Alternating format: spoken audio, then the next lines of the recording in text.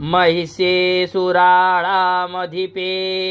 देवानां च पुरन्दरे तत्रासुरैर्महावीर्यैर्देवसैन्यं पराजितम् जित्वा च सकलान् देवा निद्रोभुन्महिषासुरः ततः पराजिता देवाः पद्मयोनिं प्रजापतिं पुरस्कृत्य गदास्तत्र यत्रेष गरुडध्वजौ यथावृत्तं तयोस्तद्वन्महिषासुरचेष्टितम् त्रिदशाः कथयामासुर्देवाभिभवविस्तरम्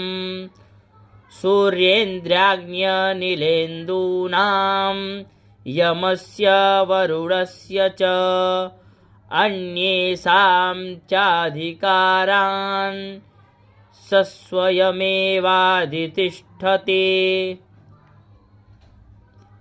स्वर्गान्निराकृताः सर्वे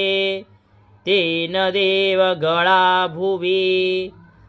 विचरन्ति यथा मर्त्या महिषेण दुरात्मना।